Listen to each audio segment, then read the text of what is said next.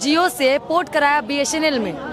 जो सिम खरीदे उसके अलावा पोर्ट कराने वालों की संख्या 75 लाख है। तो नेटवर्क नहीं रहता, इंटरनेट चल नहीं पाता है, बच्चे कैसे कहाँ पढ़ेंगे? से होगा? जब मोदी जी उसके 80,000 टावर्स बेच देंगे तो मोदी जी के पप्पा के घर से ही नेटवर्क आएगा। अरे बिहार के लोग तो वो है कि चलती ट्रेन को हाथ से रोक देते हैं। तो फ्री दिए थे तो बड़ा मजा लोग लिए थे। बिल्कुल गलत बात है। फ्री हम लोग मांगे थे, हम लोग बोले थे आप फ्री हमें दीजिए। तो भैया तो मोदी के बाप से तो नहीं ना सवाल किया जा रहा है। हम लोग मोदी के बाप से तो सवाल नहीं ना कर रहे हैं। हम लोग तो सवाल काहे की इज्जत देंगे, काहे नहीं इज्जत देंगे। हम लोग सवाल कर रहे हैं। अडानी अंबानी से दिक्कत इन लोग को हो रहा है, देख लीजिए। बदतमीजी आप लोग करिएगा तो जवाब तो वही मिलेगा ना। तो जियो किसका है भैया? जियो किसका है? जियो हमारा है। जियो आपका है? अच्छा, आप अडानी अंबानी हैं? देख लीजिए, ये होता है अंधभक्ति।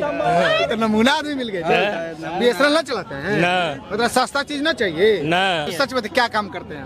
पढ़ाई लिखाई की नौकरी कोई कुछ? हम यहाँ बोड़ा उड़ा ढोते, कुली हैं।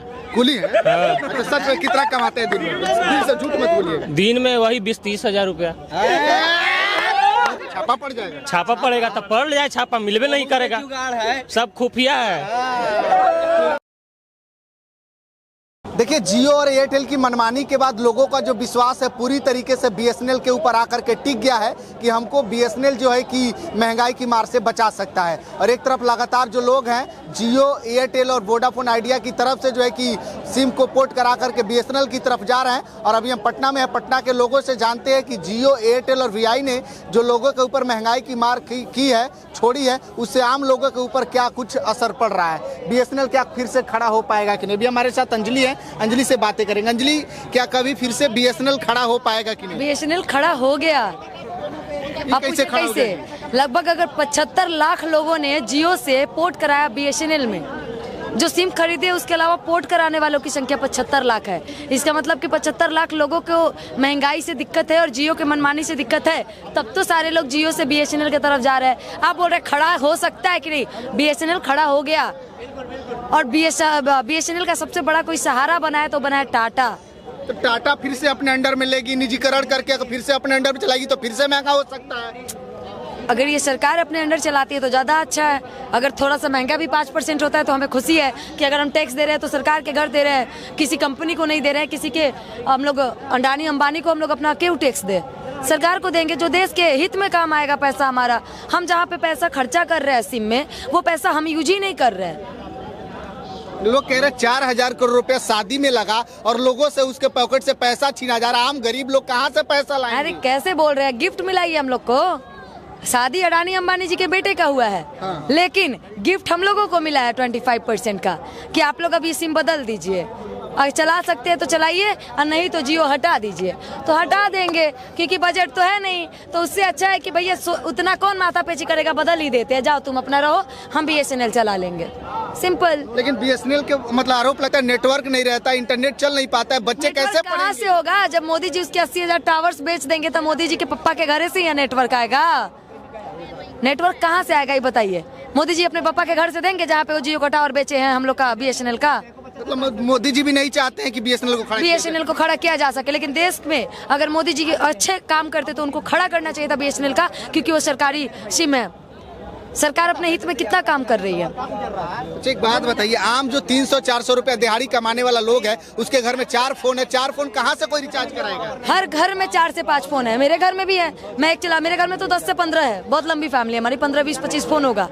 सोचिए अगर 25 फोन में मैं 300 का रिचार्ज कराती हूँ, तो अगर 25 लोग मेरे घर में मंथली रिचार्ज कराते तो कितने का होगा? बहुत महंगा होगा। जितना कमाते नहीं है उतना गवा देते हैं। जब तक मोदी जी रहेंगे तब तक ऐसे महंगाई आती जाएगी, चाहे वो किसी भी रूप में ले, किसी भी रूप में ले। अगर ये महंगाई बढ़ी है तो मोदी गवर्नमेंट की वजह से। मतलब सरकार ने बढ़ा दिया। सरकार ने महंगाई बढ़ाई है, हर चीज पे तो उन्होंने बढ़ाई है ना, हर चीज पे उन्होंने बढ़ाई है। अगर ये पूंजीपतियों का साथ हमारा बिहार सरकार नहीं देता या हमारा गवर्नमेंट, हमारा नेशनल गवर्नमेंट नहीं देता तो क्या पूंजीपतियों की मनमानी इतनी बढ़ पाती? अगर हमारा गवर्नमेंट हमारे साथ होता, हमारा देश हमारे साथ होता, तो क्या पूंजीपति एक छोटा सा एक कंपनी में इतना कुछ बढ़ा पाता? नहीं बढ़ा पाता। लेकिन अगर अडानी की इतनी हिम्मत बढ़ी है, अगर उन्होंने इतना सिम का प्राइस बढ़ाया है, तो उन्होंने सिर्फ मोदी जी के सहयोग के वजह से, पूंजीपतियों के वजह से। लोग ये भी आरोप लगा रहे हैं कि उसमें से चंदा बीजेपी को गया होगा। बिल्कुल गया होगा। अब कौन सा प्रधानमंत्री ऐसा है जो पूंजीपतियों से इस तरीके से बात करते हैं? अच्छा, एक और बात बताइए, जो है कि पहले लोगों को दिक्कत नहीं था, अब लोगों को दिक्कत यह है कि जो है कि 107 रुपये में, अरे एक मिनट नहीं बोलिए, पहले लोगों को दिक्कत नहीं था लेकिन अब रिचार्ज बढ़ा तो दिक्कत क्या होने लगा? क्यों दिक्कत नहीं होगा? एक आम व्यक्ति, देश में सबसे ज्यादा अगर नीड है किसी के ना तो वो है एजुकेशन, पैसे, फोन से बहुत लोग एजुकेशन लेते हैं, लेकिन अगर एक बच्चा अगर फोन अपना रिचार्ज ही नहीं कर पाएगा तो वो पढ़ कहाँ से पाएगा? हम एक इंसान कम से कम 2 सिम चलाता है, 2 सिम का अगर रिचार्ज आप सोच सकते हैं कितना ज्यादा होगा।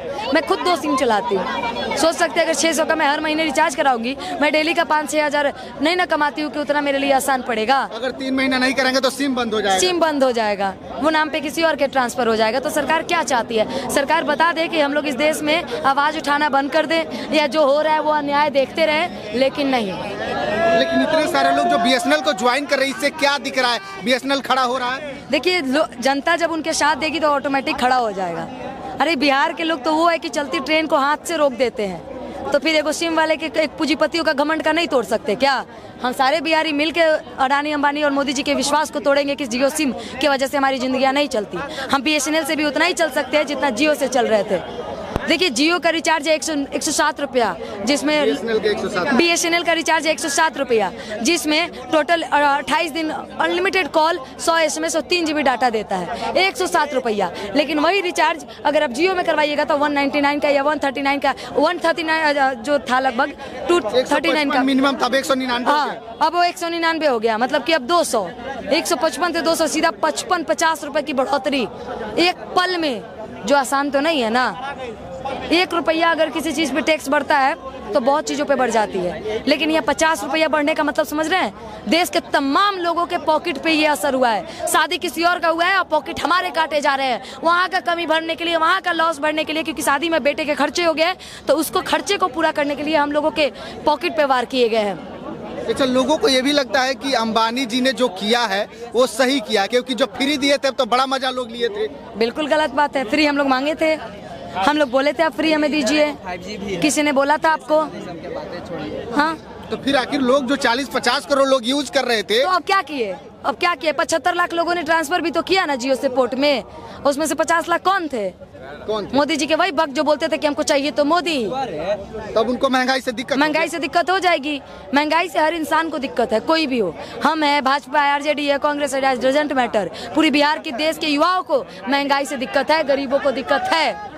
तो बीएसएनएल को अब खड़ा कराने की जरूरत है। बिल्कुल जरूरत है, खड़ा कराने की जरूरत नहीं है, खड़ा हो रहा है बीएसएनएल और हम लोग उसका सहयोग दे रहे हैं। और इसमें 75 लाख लोग जो सिम को जियो से पोर्ट कराया ना बीएसएनएल में, सबसे बड़ा वो 75 लाख लोगों का सहयोग है। मात्र 3 दिनों में 75 लाख लोगों ने कराया है। अभी देखते जाइए ये आंकड़ा कितना बढ़ेगा। तो ये सब मामला उस समय सब याद आता है जब महंगाई बढ़ती है, उसके पहले याद नहीं लोगों को आता है। ये लोगों को याद नहीं आएगी। पहले भी हमने आवाज उठाई कि गैस की प्राइस बढ़ गई, लेकिन किसी ने आवाज नहीं उठाया। सबको लगा महंगाई नहीं है, लेकिन महंगाई है। फिर पहले लोगों ने बोला कि भाई कुछ महंगाई नहीं है, अनाज महंगाई नहीं है, दूध महंगा नहीं है।